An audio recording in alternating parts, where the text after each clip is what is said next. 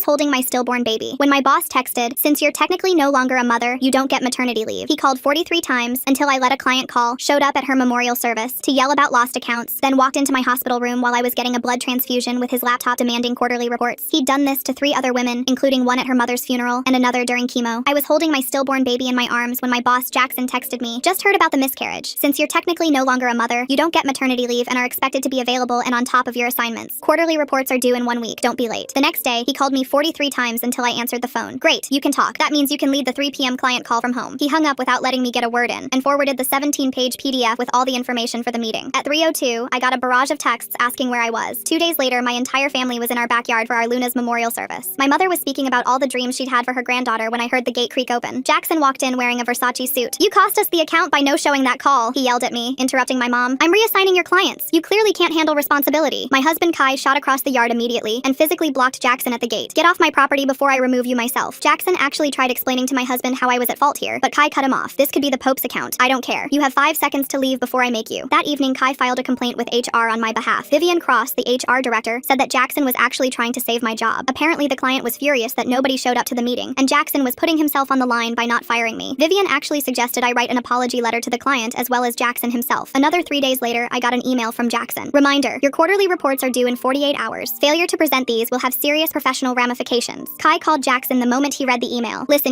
my wife is recovering from delivering our dead daughter. What about that sentence doesn't compute in your tiny brain?" Jackson shot back. "The quarterly deadline comes from the board, not me. I'm trying to help her keep her job. I don't care. Just because your daddy runs the company doesn't mean my wife will come running when you snap your fingers." Kai and I went back to HR together after that. Vivian acted shocked and said she was sorry, but we needed to understand Jackson was just being a professional in following up, that my absence did cost the account, and because I wasn't responding to texts, Jackson had to resort to this to inform me of the damage my actions had done. Vivian actually suggested I start working from home as soon as possible. If I couldn't work, they'd have no choice but to pull our medical insurance. "That would be really expensive for you too," Vivian said. The day the quarterly reports were due, I woke up hemorrhaging badly from an infection caused by stress. Kai rushed me to the ER where they started an emergency blood transfusion. Kai stepped into the bathroom for just a minute. I was literally fighting for my life when Jackson walked into the hospital room holding his laptop. "Why are the quarterly reports not done?" He started showing me spreadsheets, but Kai came out and literally snatched the laptop from Jackson. He physically herded Jackson into the hallway and threw the laptop at his feet. "Come near my wife again. You'll be the one laying in this bed, you understand?" After security removed Jackson, Kai drove straight to the CEO's office. He showed him photos of me hooked to blood bags with Jackson standing over me. "The circumstances are unfortunate," the CEO said, "but quarterly reports affect our funding." Jackson was ensuring investor interests were protected. "Other employees have worked through similar losses to yours." He even implied to Kai that they could pursue legal action against me for the missed client meeting, but they wouldn't out of compassion. The very next day, everything exploded. My primary nurse came to me with this horrified look. She started telling me about medical bill payment plans. Kai cut her off to tell them my job has insurance, but the nurse's face dropped. Turns out Jackson had canceled my insurance for job abandonment. Not only that, but my payslip that came in that morning had me marked as no call, no show, meaning I wouldn't be getting paid either. I immediately went to log on to my company email, but my credentials wouldn't work. The account was no longer valid. That's how I found out I had been fired. I had to check myself out of the hospital early because I knew Kai and I couldn't afford staying there for any longer. That night, Kai completely lost it. He pulled out his phone and called his lawyer friend. By morning, we had a top employment lawyer representing us. He laughed about how screwed Jackson and the whole company was when he heard our case. By noon, he'd filed an emergency injunction for insurance reinstatement and criminal charges. The papers were served to the CEO by the lawyer himself at 2 p.m. I heard Mr. CEO turned white when he read them. The CEO's secretary called within an hour, her voice shaking as she requested an immediate meeting. Kai drove me there despite my protests about needing rest. I could barely walk straight, still weak from the blood loss, but I needed to be there. The conference room was packed. The CEO sat at the head of the table, flanked by company lawyers. Vivian Cross sat rigidly in her chair, avoiding eye contact. Jackson lounged in his seat like he owned the place, which technically his father did. Our lawyer, Robert Rothstein, laid out document after document on the table. Hospital records, text messages, email chains, witness statements from nurses. Each piece of evidence landed like a hammer blow. The CEO cleared his throat and started talking about misunderstandings and miscommunications. Robert cut him off by sliding over a printout showing my insurance cancellation, time-stamped while I was receiving emergency treatment. Jackson finally spoke up, claiming I had abandoned my position and cost the company a major account. He pulled out his phone to show supposed evidence, but Robert was ready. He produced the original client email, sent after the missed meeting, expressing concern for my well-being and shock at the company's handling of the situation. The room went silent. The CEO's face turned an interesting shade of purple as he read the email. The client hadn't been angry about the missed meeting. They were appalled by Jackson's behavior and had already decided to terminate their contract. Vivian tried to salvage the situation by producing my personnel file, claiming there were previous performance issues. Robert smiled and pulled out my last 5 performance reviews. All excellent, all signed by Jackson himself. The meeting lasted 3 hours. By the end, the company lawyers were whispering frantically to the CEO. Jackson's smugness had evaporated, replaced by something that looked like fear. The CEO finally spoke directly to me, offering immediate reinstatement with full back pay and benefits. Robert laughed out loud at that. "We weren't there to negotiate my return. We were there to discuss damages." Kai squeezed my hand under the table as Robert outlined our position. Wrongful termination, harassment, intentional infliction of emotional distress, insurance fraud. The list went on. Jackson exploded, jumping up from his chair and pointing pointing at me. He ranted about ungrateful employees and how his father built this company. Security had to escort him out when he started throwing papers. The CEO aged 10 years in those few minutes. He turned to Vivian and asked for her resignation on the spot. She left without a word, her heels clicking sharply on the marble floor. Over the next week, things moved fast. The company offered a settlement that would cover my medical bills and then some. Robert advised us to wait. He was building a bigger case. More employees came forward. Jackson had a pattern, it turned out. 3 other women had similar stories. One had quit after he showed up at her mother's funeral demanding she return to work. Another had been fired while undergoing chemotherapy. Kai spent hours helping Robert organize testimonies. I focused on recovering, both physically and emotionally. The infection had done more damage than we initially thought. I needed additional procedures, each one adding to our mounting medical debt. Jackson didn't go quietly. He hired his own legal team and started a campaign to discredit me. Anonymous posts appeared on professional networking sites, claiming I was a difficult employee who used personal tragedy to avoid work. Robert traced the posts back to IP addresses at the company. More evidence for our case. The CEO called personally to apologize and distance the company from Jackson's actions, but Robert recorded the call. The CEO accidentally admitted he'd known about Jackson's behavior for years. My health took another downturn 2 weeks later. The stress was preventing proper healing. Doctors warned that without rest and reduced anxiety, I risked permanent damage. Kai wanted me to drop everything and focus on recovery, but I couldn't let Jackson win. Robert arranged for depositions to be conducted at our home. Former employees sat in our living room, sharing their stories while a court reporter typed away. Each testimony painted a clearer picture of systematic abuse enabled by company leadership. Jackson's father finally intervened, flying in from his retirement in Florida. He showed up at our door unannounced, expecting to smooth things over with a check. Kai wouldn't let him pass the porch. The old man threatened to bury us in legal fees. Kai calmly recorded the entire interaction on his phone. The other victims formed a support group. We met weekly at a local coffee shop, sharing our experiences and strengthening our resolve. One woman, Catherine, had kept meticulous records of every interaction with Jackson. I'm trying to understand how someone could walk into a hospital room where a person is getting a blood transfusion and demand work reports. How does Jackson's brain work that he thinks quarterly reports matter more than someone literally fighting for their life? Her documentation became crucial to our case. Jackson made one last desperate move. He showed up at the hospital during one of my follow-up appointments, trying to serve me with a countersuit for defamation. Hospital security removed him, but not before several patients witnessed him screaming at a woman still recovering from pregnancy loss. The company's board of directors called an emergency meeting. Robert had been in contact with several board members, sharing evidence of the CEO's knowledge and complicity. The business news picked up hints of internal turmoil, though we kept our names out of it. 3 months after Luna's memorial service, we received word that the board had voted. The CEO was out, effective immediately. Jackson's father was removed from the board. A new leadership team was brought in to clean house, but Jackson himself remained defiant. His family's money meant he could keep fighting, keep trying to intimidate us into dropping our case. He sent flowers to our house with a card that read, "Sorry for your loss." 3 months too late and dripping with sarcasm. Kai installed security cameras after that. We documented everything, building an even stronger case. Robert was confident we would prevail, but warned it could take years if Jackson kept stalling. My recovery stalled. The doctors were concerned about complications from the infection. I needed surgery, but our insurance situation was still in limbo. The company had reinstated it retroactively, but the insurance company was fighting coverage due to the gap. We were at a crossroads. Accept a settlement and move on, or continue fighting for full justice. The other victims looked to me for leadership, but I was barely holding myself together. The loss of Luna, the trauma of Jackson's harassment, the ongoing health crisis. It was almost too much to bear. Kai never wavered. He took time off work to care for me, attended every legal meeting, and coordinated with the other families affected by Jackson's behavior. His unwavering support kept me going when I wanted to give up. As I prepared for another surgery, uncertain about what lay ahead, I knew one thing for certain. Jackson had picked the wrong family to terrorize. We would see this through to the end, no matter how long it took. The morning of my surgery arrived with Kai helping me into the car. My hands shook as I signed the consent forms at the hospital, knowing our savings account held barely enough to cover the deductible. The anesthesiologist explained the risks while I nodded, my mind elsewhere. Kai kissed my forehead before they wheeled me away. I woke hours later to find Kai slumped in the bedside chair, dark circles under his eyes. He'd been awake for 36 hours straight, coordinating with Robert while managing my care. The surgery had gone well, but recovery would take weeks. More time away from work, more ammunition for Jackson. Robert visited that afternoon with a thick folder of documents. He spread papers across my hospital tray table, showing depositions from 12 former employees. Each told variations of the same story. Jackson targeting women during vulnerable moments. Vivian covering it up. The CEO turning a blind eye for years. One testimony stood out. A former marketing director named Sarah had recorded Jackson on her phone during a particularly vicious tirade. Robert played the audio quietly, and I recognized the same tone he'd used with me. The same threats about job security. The same dismissal of personal tragedy. Kai's phone buzzed constantly. Bills arriving faster than we could process them. The mortgage company calling about late payments. Credit card companies increasing interest rates. Each notification added another weight to his shoulders. I insisted on being discharged early again, against medical advice. The doctor warned about infection risks, but staying meant more debt. Kai helped me to the car, supporting most of my weight. Neither of us mentioned the bills stuffed in the glove compartment. At home, I found our mailbox overflowing. Between the medical statements and legal documents sat an official-looking envelope from the state unemployment office. My claim had been denied. The reason listed was job abandonment. Jackson's influence reached even there. Robert called an emergency strategy meeting in our living room. Catherine arrived first, bringing copies of every email Jackson had ever sent her. Another victim, Maria, showed text messages from Vivian threatening her children's health insurance. The pattern became undeniable. Jackson escalated his tactics. A process server appeared at our door during dinner, delivering papers for a defamation lawsuit. The amount he sought would bankrupt us 3 times over. Robert examined the documents and shook his head. Jackson's lawyers were among the most expensive in the state. Our first court date for the injunction arrived on a Thursday. I could barely stand, but appearance mattered. Kai helped me into my only suit, now hanging loose on my frame. The courthouse steps seemed endless. Inside, Jackson sat with 3 lawyers. lawyers. His father occupied the back row, stone-faced. The judge, an older woman with sharp eyes, reviewed our emergency motion for insurance reinstatement. Jackson's team argued I'd violated company policy by missing work without proper documentation. Robert presented the timeline methodically. The stillbirth, the memorial service interruption, the hospital harassment. The judge's expression hardened with each piece of evidence. She granted our injunction, ordering immediate insurance reinstatement, but warned this was just the beginning. Jackson cornered me in the courthouse bathroom afterward. He blocked the door, speaking in low tones about how his family had resources I couldn't imagine, how they'd dragged this out until we were living in our car. Kai found us there, physically moving Jackson aside. Security intervened before it escalated further. The insurance company fought the reinstatement order. They claimed the coverage gap created complications. More forms to fill out, more phone calls where representatives put us on hold for hours. Meanwhile, collection agencies started calling about the hospital bills. Robert discovered something significant in Jackson's employment contract. Despite his father owning the company, Jackson's position came with specific behavioral clauses. Violations could result in immediate termination without severance. We had him on at least 15 violations. The new CEO reached out privately through intermediaries. She wanted to settle quietly, clean up the company's reputation. The offer was substantial but came with conditions. We'd have to sign non-disclosure agreements. The other victims would get nothing. Jackson would keep his job with a slap on the wrist. We refused. Catherine and Maria stood with us. This wasn't just about money anymore. It was about preventing Jackson from doing this again. The new CEO withdrew the offer and lawyered up. My health deteriorated from the stress. The surgical site showed signs of infection. Antibiotics weren't working as well as hoped. The doctor wanted to admit me again, but I knew we couldn't afford it. Kai set up a makeshift care station in our bedroom, changing dressings every few hours. Jackson's legal team filed motion after motion, requests for dismissal, claims of procedural errors, demands for extensive documentation. Robert countered each one, but it meant more billable hours. Our retainer ran out quickly. Catherine suggested crowdfunding for legal fees. Within days, our story spread through professional networks. Women from across the country shared similar experiences. The fund grew slowly but steadily. Jackson's lawyers sent cease and desist letters about the campaign. The deposition phase began. I spent 8 hours in a conference room, answering invasive questions about my pregnancy, my work history, my marriage. Jackson's lawyer tried to paint me as emotionally unstable, unfit for corporate work. Robert objected repeatedly, but the damage accumulated. Kai's deposition was worse. They questioned his temper, his threats to Jackson, his decision to involve lawyers. They had photos of him at the hospital, looking aggressive. Security footage from the courthouse bathroom incident. They were building a counter-narrative. More former employees reached out after seeing the crowdfunding page. Robert's paralegal spent days organizing their statements. The evidence mounted, but so did the complexity. Jackson's team would challenge every single testimony. The company's internal investigation concluded with predictable results. They found no evidence of systematic harassment. Vivian, despite resigning, provided a statement supporting this conclusion. The new CEO used this to justify fighting our lawsuit. Financial pressure mounted. Kai picked up extra shifts, working nights and weekends. I tried freelance work from bed, but concentration was difficult with the pain medication. We sold my car, then Kai's motorcycle. Small sacrifices that felt enormous. Jackson made a calculated move. He promoted several women at the company, issuing press releases about his commitment to workplace equality. Photos appeared on the company website showing him at diversity seminars, building a defense through public relations. Robert uncovered communication between Jackson and Vivian after her resignation. They'd coordinated their stories, destroyed documents, influenced the internal investigation. It was obstruction, but proving it would require more resources than we had. The other victims began to waver. Maria's husband lost his job, and they needed to settle quickly. Another woman's child required surgery, and the medical bills were overwhelming. The solidarity we'd built started to crack under financial pressure. Jackson's father increased the pressure. He had connections throughout the business community. Suddenly, Kai's employer started finding issues with his performance. Minor infractions became written warnings. Jackson's playing chess while everyone else is trying to survive checkers. Showing up at the hospital with legal papers is definitely a new low in the terrible boss handbook. The message was clear. I developed complications requiring another procedure. This time, there was no avoiding hospitalization. The infection had spread. Kai sat by my bed, calculator in hand, figuring out payment plans. We'd already borrowed from both sets of parents. Robert worked out a contingency arrangement, taking the case for a percentage of any settlement. It meant he believed we'd win, but also that we'd give up a significant portion of any award. We signed without hesitation. The mediation date approached. Both sides would meet with a neutral arbitrator to attempt resolution. Robert prepared us for disappointment. Mediation rarely worked when one side held all the power, but the court required the attempt. Jackson arrived at mediation in a new luxury car, flanked by his legal team. He'd gained weight, looked prosperous. The contrast to our circumstances couldn't have been starker. He smirked when he saw me using a cane for support. The mediator, a retired judge, reviewed the case summary. Hours passed in separate rooms while offers went back and forth. The company's position barely budged. They'd pay my medical bills if we dropped everything else. No admission of wrongdoing, no justice for the others. We left mediation without agreement. In the parking garage, Jackson approached one last time. He offered a personal check, off the books, if I'd convinced the others to drop their claims. The number was substantial. Kai stepped between us before I could respond. That night, we sat at our kitchen table surrounded by bills, legal documents, and medical records. The mortgage was 3 months behind, credit cards maxed out, retirement savings depleted. Fighting Jackson was destroying us financially. But then Catherine called. She'd found something in old company archives, a settlement from 5 years ago, sealed by the court. Another woman Jackson had targeted. Another cover-up by the old CEO. Robert immediately filed to unseal those records. The company fought the unsealing motion vigorously. Whatever was in those documents terrified them. The judge scheduled a hearing. This could be the breakthrough we needed, or another dead end. I returned to the hospital for test results. The infection had caused permanent damage. My ability to have children in the future was now in question. Another loss courtesy of Jackson's harassment. Kai held me while I processed this news. The unsealing hearing arrived. The company's lawyers argued attorney-client privilege, trade secrets, every possible exemption. Robert countered that patterns of harassment weren't protected information. The judge took it under advisement. While waiting for the ruling, Jackson made another mistake. He approached approached Catherine directly, offering her a job at double her previous salary if she'd withdraw from the lawsuit. She recorded the entire conversation. Witness tampering added to our claims. My parents mortgaged their house to help with our legal bills. Kai's family contributed what they could. The crowdfunding continued trickling in. Every dollar meant we could fight another day, but the debt felt insurmountable. Then the judge ruled. The sealed records would be opened. The company had 48 hours to produce them. Jackson's legal team immediately appealed, but the damage was done. Whatever they were hiding would come to light. Robert called an urgent meeting. The unsealed documents revealed not one, but 3 previous settlements. Each involved Jackson. Each had been covered up with money and threats. The total paid out exceeded $2 million,